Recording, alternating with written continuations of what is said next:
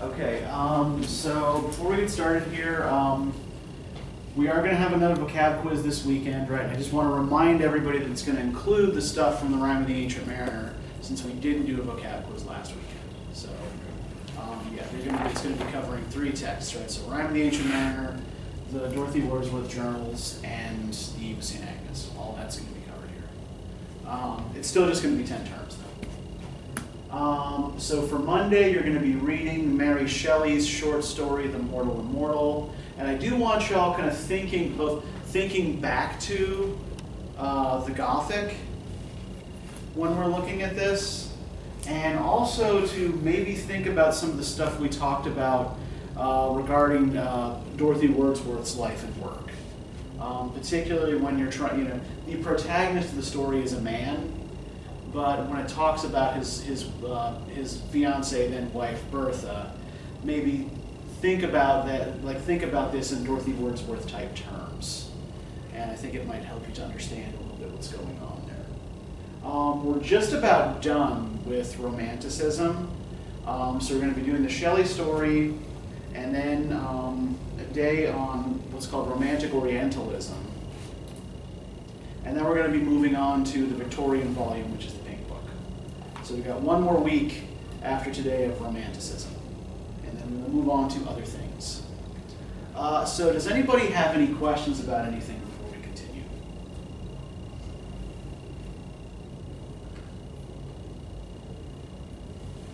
All right, great.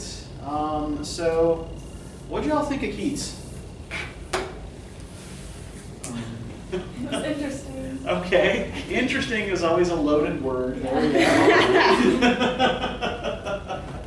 Well, what was interesting about it? About the Eve of St. Agnes? I think the way he was explaining how she was destined to be his wife. They were destined to be married in a way because of the Saint whatever. I can't remember what it was. Okay, St. Agnes. St. Agnes, yeah. Okay, so St. Agnes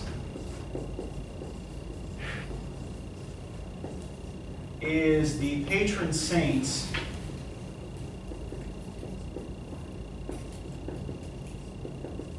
of virgins. And the ritual that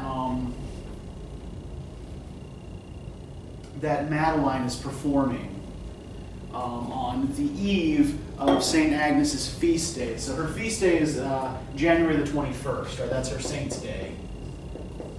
Which means that the action of the poem is taking place on January the 20th, or it's the eve of St. Agnes. So it's outlined in a book from the late 17th century by a guy named John Aubrey called the Miscellanies.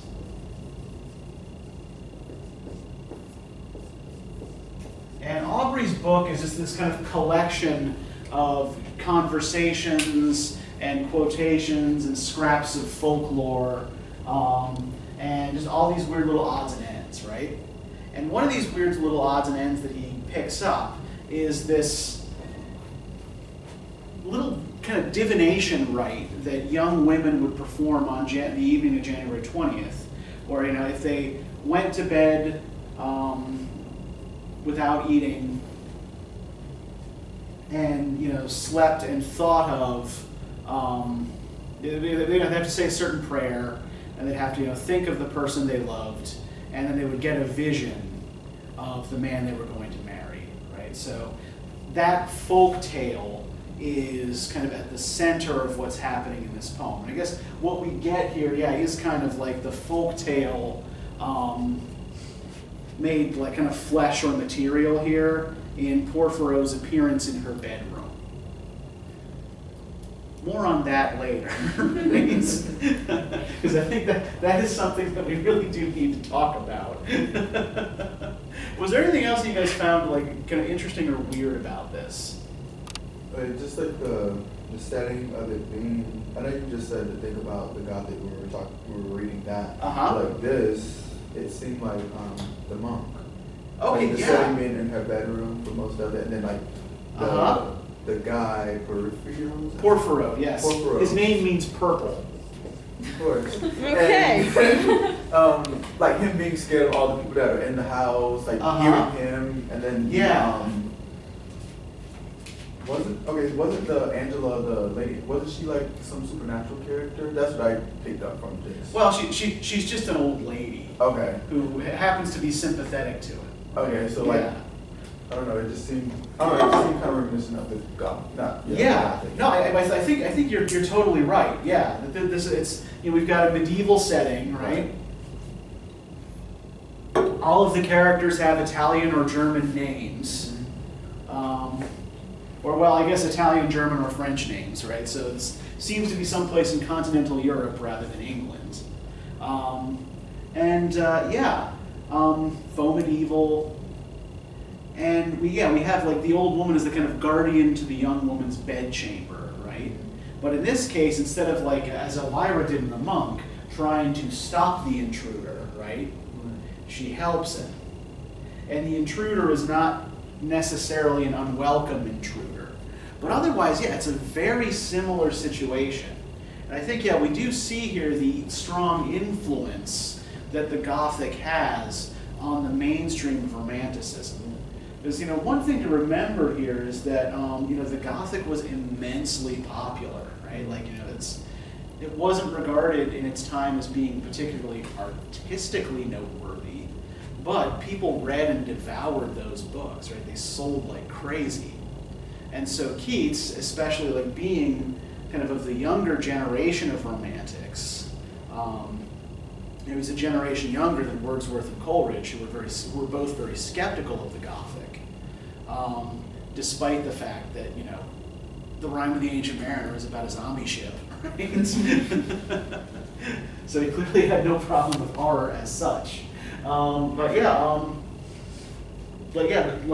Keats would have grown up in an environment where the Gothic isn't even new, right? It's normal.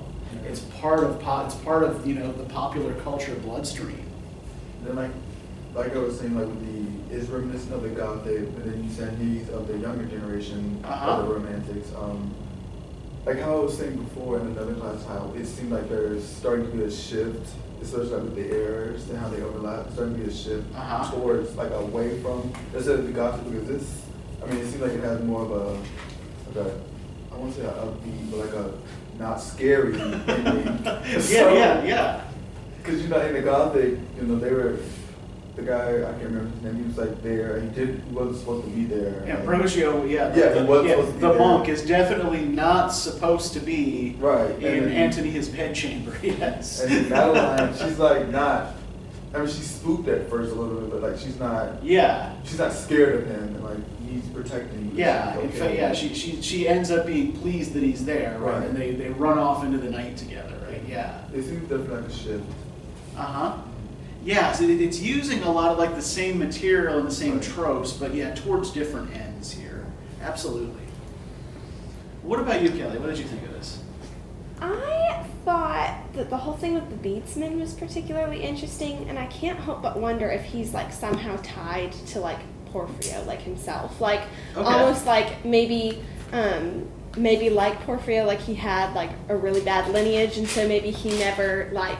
The person that he loved, maybe they never ended up together, or like maybe Angela thought that Porphyro did something terrible, and like how he had said, like even if a tendril of her hair is moved by me, like you know how he would have this horrible end or something because it was talking about. If you harm a hair on her head, I'll cut you. Yeah, and it was talking about like how he was having like this penance almost that he was like. And so I'm like wondering about that. Okay, so I can explain a little bit here about what's going on with the beadsman, right? So I know there is a footnote here, but could any of you really kind of glean what a beadsman is exactly?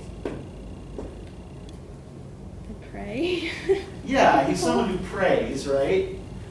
Essentially, a beadsman is a person who is paid by a rich family to do all their praying and suffering and penance for them, right? It's, kind of like how, like in the 60s,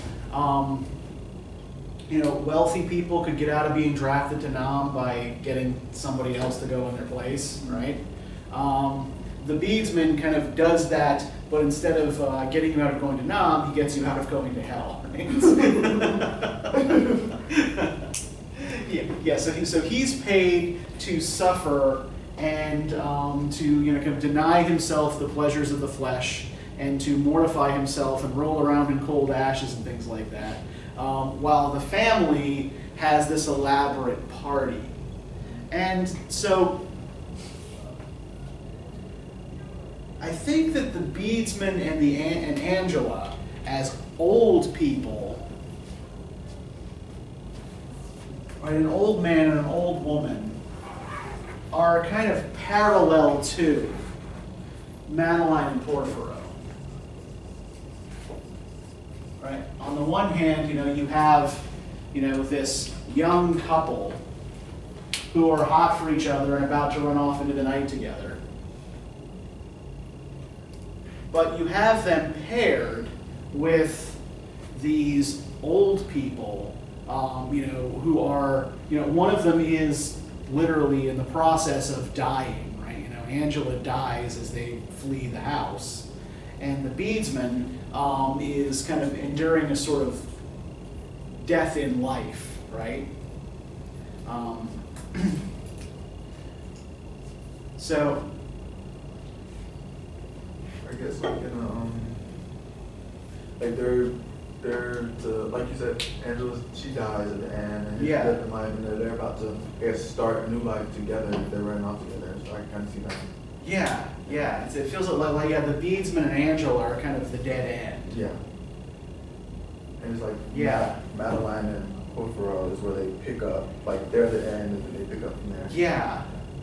I think that there's also there's something going on here as well with like stillness into motion and cold into heat as well, kind of like as the poem progresses. I've never been quite sure what to do with that, but we'll kind of map that out, I think, as we progress here, right? So, is there anything else that y'all noticed about this that you want to talk or that you want to ask about? Oh, the other thing I want to say about the beadsman, too. In the 18th century, at the height of the popularity of the Gothic, when people were building all those ridiculous Gothic follies on their property and that sort of thing, like, people would actually hire fake holy hermits to inhabit the little grottos on their estates, right? So it's like, I built this Gothic folly, it looks like a little cave, and I'm going to pay you so much a year to live in it, and and pretend to pray, and it's rich people are weird, right? In any era, rich people are weird. And the 18th century seemed to inspire just a certain like real heights of eccentricity here. Meanwhile, people starve and you're paying someone to pretend to pray. Yeah. In your yard, in your backyard. And most of the city of Paris is starving because they have no bread. Oh my God. Yeah. I did have one question on a different section in it, and it was when Angela and Porphyro were talking, and Angela said that my lady fair the conjurer plays, and like this very night good angels her deceive, and like this whole thing, and then it went on and said something like of enchantments hold or something. So I don't know. I think it's on page 964. Okay. And the little footnotes make it seem like it might be magic, like actual like magic or witchcraft, but then the other stuff kind of seems more like ritual. So I didn't know what to make of that. That's why I thought Angela was like a supernatural character. Yeah, and I think witchcraft. The line in like kind of actual kind of medieval thought and culture between magic and religion is often a little fuzzy. Okay. For example, like up until the Renaissance, there were scholars in universities who studied and performed ritual magic, right? There was a guy, one of the greatest mathematicians and scientists of the 16th century was a guy named John Dee, who invented a language called it. He invented it. He claims to have had it revealed to him by spirits, But he invented a language called Enochian, which was supposed to allow him to talk to angels. So, there was, as you like look back through scholarly works of past ages, you find a lot of weird shit. But yeah, play the conjurer, right? Conjuring specifically. So, today we use the word a conjuring trick. It's like sleight of hand, right? Like something a stage magician does. It's an illusion, right? They produce something out of nothing. So yeah, I hold out my arm and suddenly I've got roses coming out of my sleeve or something, right? That's a conjuring trick. In this context, what is meant is something more like summoning someone or something from someplace else. So when she says, "My lady plays the conjurer," right? By performing this St. Agnes rite, Madeline has thus in some way magically summoned Porphyro to come to the castle, right? Whether she realizes it or not. Does that answer your question? Mm-hmm. That was probably a little bit more information than you needed, but... Okay, anything else?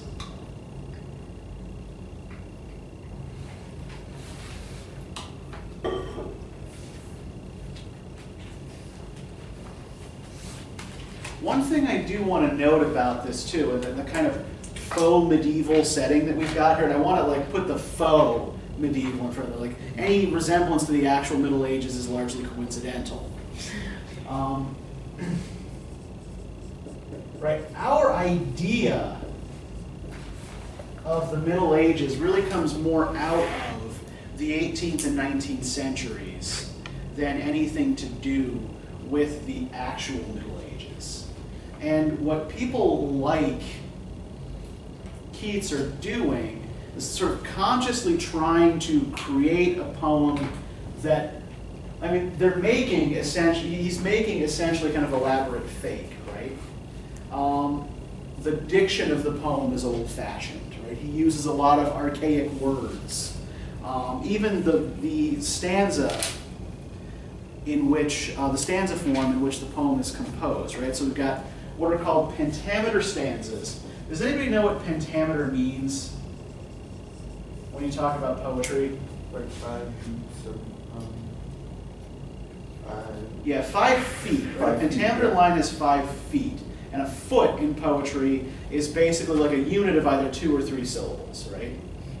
So if a line in, say, iambic pentameter, right? An iamb is a 2-syllable foot. It's kind of like da-da, right? So an unstressed syllable followed by a stressed syllable, like da-da-da-da-da-da-da-da. Shall I compare thee to a summer's day, right? Which is supposed to be the most common foot in English language poetry because supposedly this is, it's more or less the way we talk. It's actually not, but we won't go into that, right? We won't confuse the issue.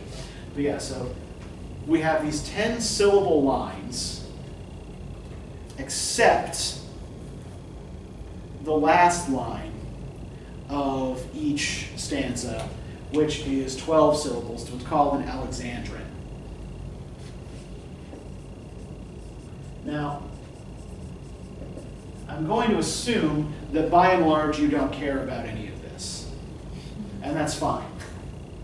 The reason I point this out is because this particular rhythm, plus the specific rhyme pattern of each stanza, which is A, B, A, B, B, C, B, C, C, is adopted from a 16th century poem by Edward Spenser called The Faerie Queene. So these are what are called Spenserian stanzas.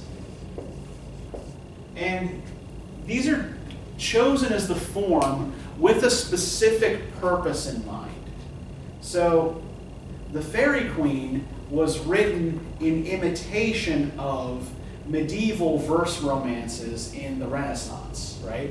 So Spenser, when he wrote that poem, was trying to hearken back to older forms. And so what Keats is giving us is an imitation of an imitation.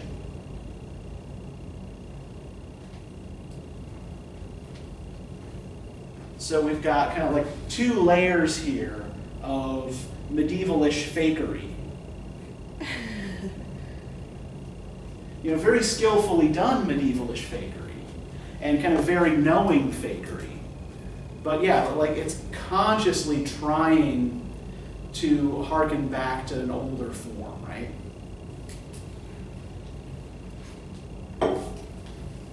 So the other thing that I do really want to make sure that we talk about here is how this fits into broader patterns in Romanticism, right? Have we seen Romantic poets before who were writing things that they were trying to make kind of deliberately look old-fashioned?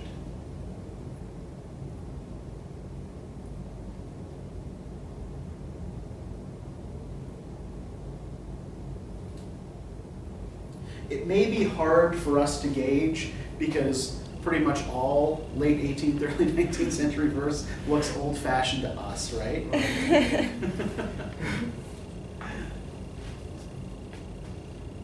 Just give it a minute and see if you can think of something that also looked like it was kind of consciously made to look old-fashioned, like it belonged to the Middle Ages and the Renaissance. Not the Gothic.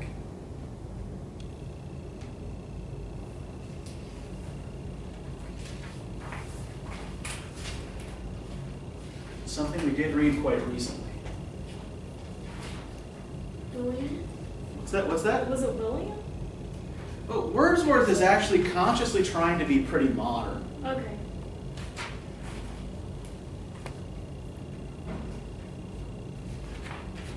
I mean, was it the monk? I mean, because that one does kind of seem to have a lot of the medieval vibe. Yeah. I don't know. The poem I'm actually thinking of here, though, is the Rime of the Ancient Mariner, which is written in that old ballad stanza. And it's got those little glosses on the side that are meant to imitate like 17th century scholarly books, right? Where you get a little gloss in the margin that tells you what this section is going to be about, right? And I think, I don't think we went over that, so, no points lost for not, to Gryffindor for not getting that. So this is actually a fairly common thing in Romanticism, right? This attempt to make what's really a very new way of writing look like it's old-fashioned. And by the time Keats is writing, Romanticism is already an established thing, right? When Wordsworth and Coleridge are writing, it's new, it's not quite clearly defined, it's still kind of coming into its own, right? But Keats coming along in that kind of second generation, he's clearly feeling the influence of that previous generation. And it's probably worth talking a little bit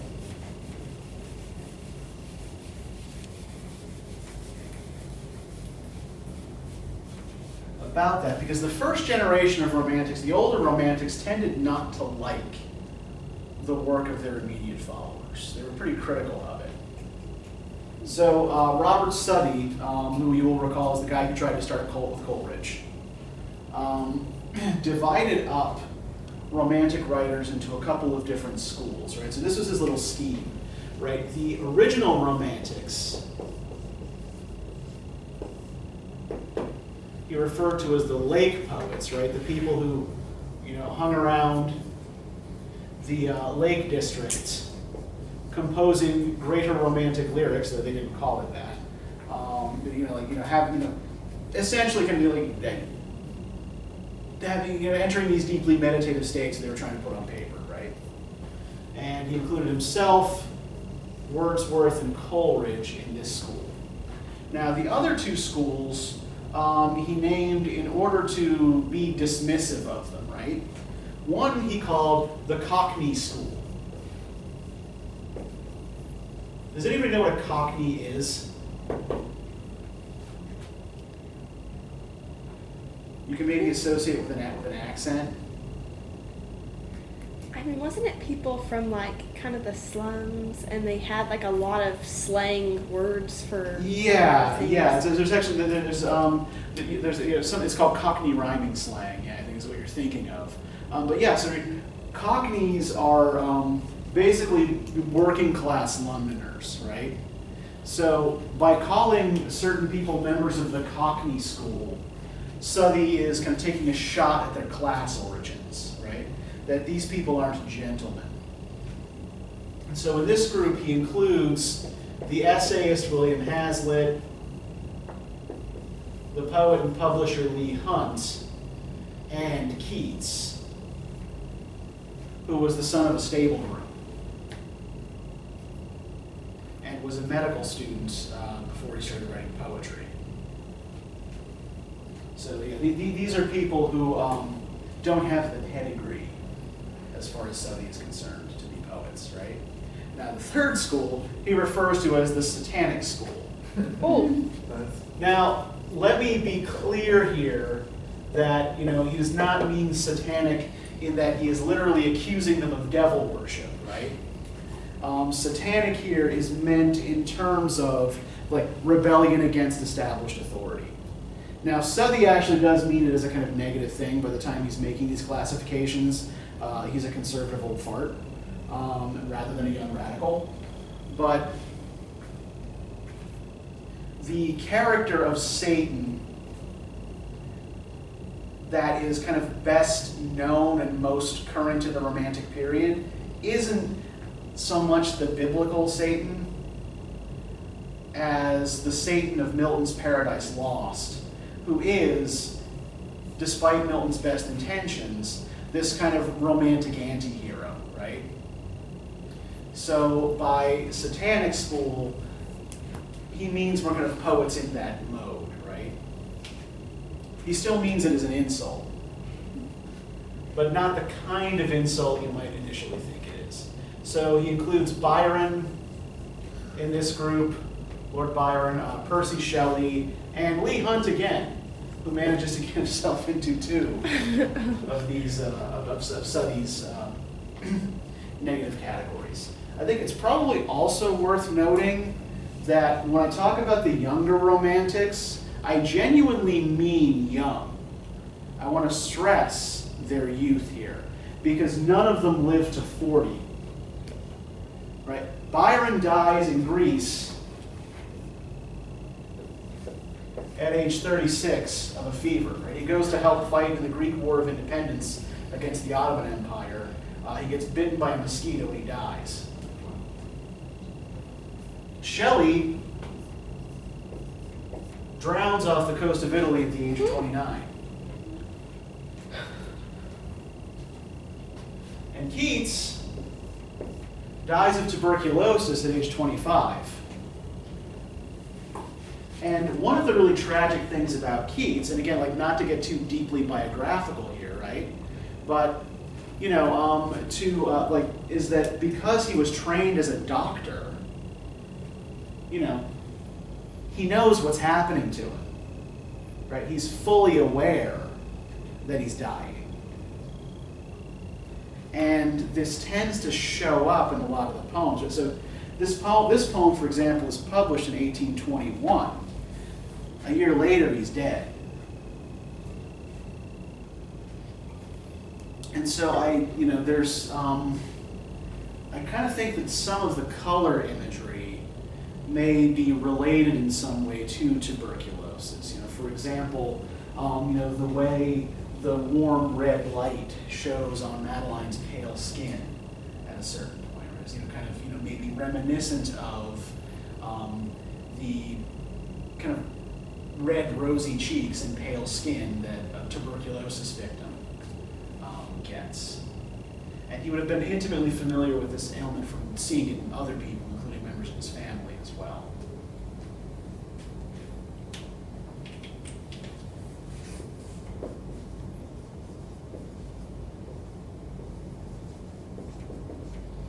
And tuberculosis actually becomes this kind of like, particularly in the 19th century, this kind of weirdly sexy disease, if that makes any sense, right? Cough. It's hard to think of anything sexy about coughing up blood, right? This seems to us counterintuitive, right? But again, where this kind of comes from is the kind of otherworldly, beautiful appearance that a lot of tuberculosis victims get. They become quite thin and very pale, and they have that slight kind of red flush in the cheeks, right? This becomes a weird kind of beauty ideal, right? Where people will actually kind of pinch their cheeks to burst blood vessels to make them look red. I didn't realize that was why it could turn red. Yeah, well, and I mean, then again, the tuberculosis victim, yeah, I mean, their cheeks are turning red because blood vessels are busting, right? But they're not doing that on purpose.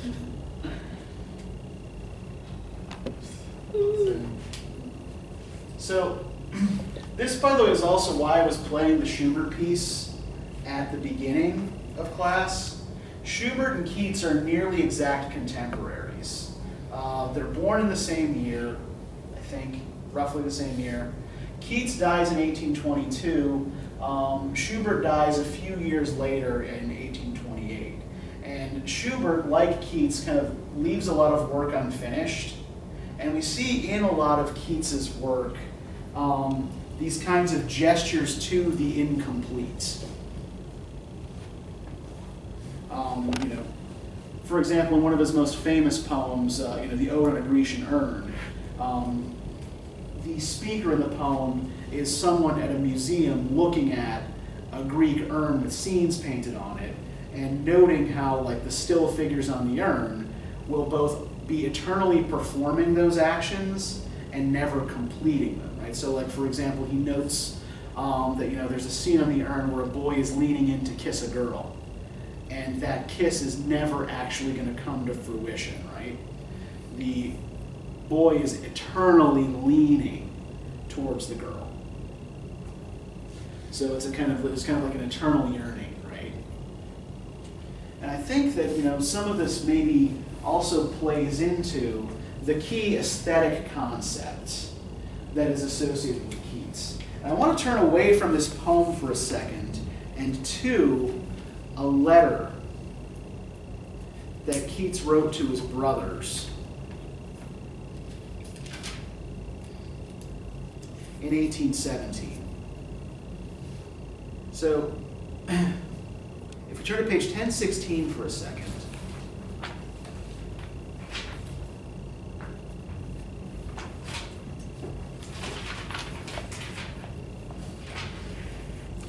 So he talks about going out to dinner with these London society wits who bore the shit out of him, whose company he cannot stand. And then as he walks back with Brown and Dilkey from the Christmas pantomime.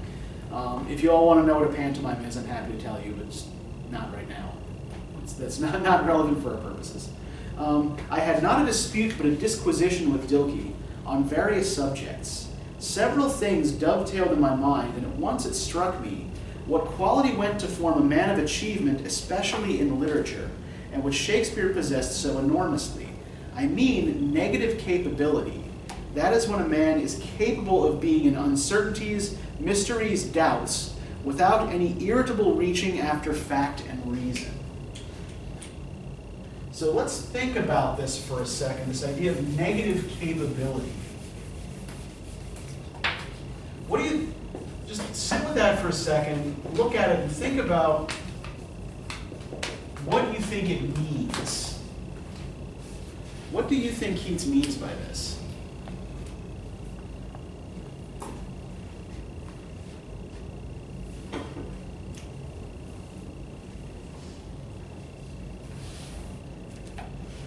when man is capable of being in uncertainties, mysteries, doubts, without any irritable reaching after fact and reason.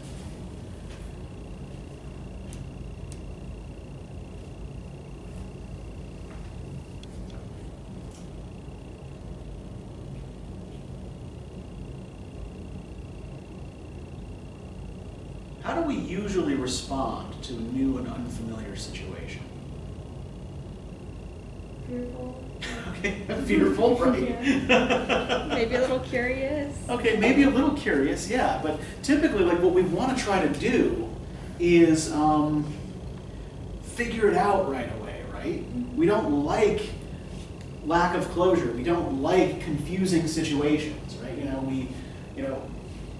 For example, when an instructor asks an open-ended question in class, right? We sit and we hope someone will answer it right away so that we can move on.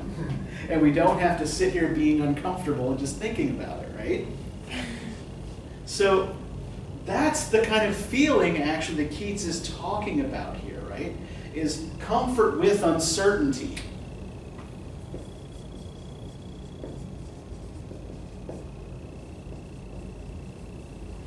Right, when we talk about capability, right, we're usually talking about our ability to do something, right, to take some sort of action. So then if we think about capability in those terms, what might negative capability mean? What is negative capability the ability to do? To do nothing? Yeah, exactly. Yeah, it's the capability to hold back, right? And not to act right away.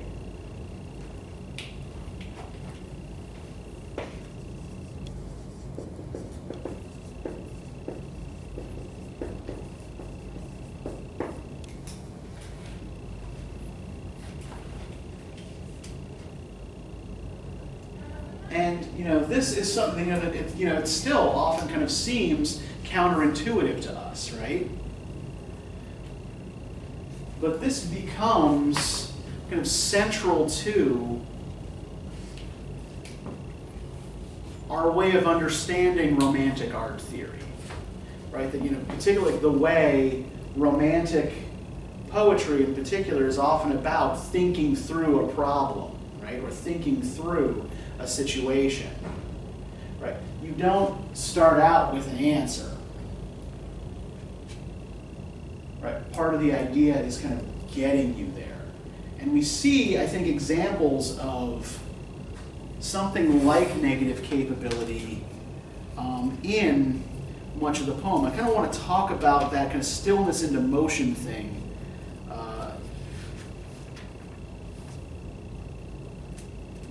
that I brought up earlier in class. If we look on page 961,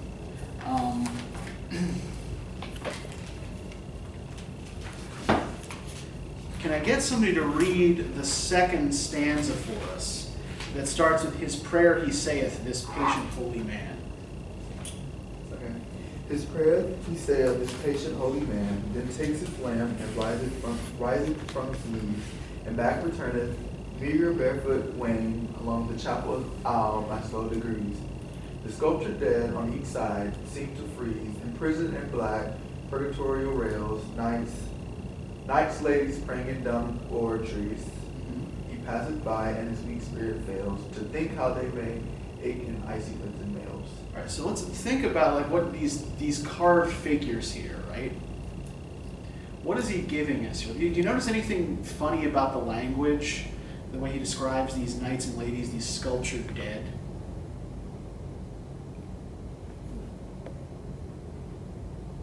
They're cold, they're frozen. Oh yeah, they're cold, they're frozen, right? And we tend to associate frozenness, right, with stillness. Okay, so what else do we notice about them? What else do we notice here about the language in which they're described?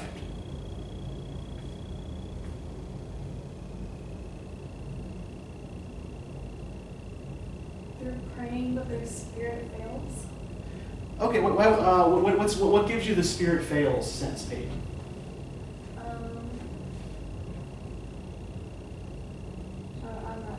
Honestly.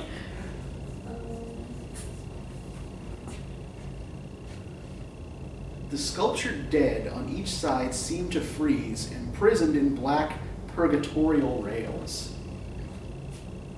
What's purgatory? Does anybody know? Like hell. It sounds like a holding place before Yeah. hell, I thought. Yeah. Well, it's actually, so in Catholic theology anyway, I don't know if Protestant religions have a purgatory. I don't think they do. I think it's a purely Catholic concept. But yeah, purgatory is where you go if you have little minor unconfessed sins on your conscience, right, when you die.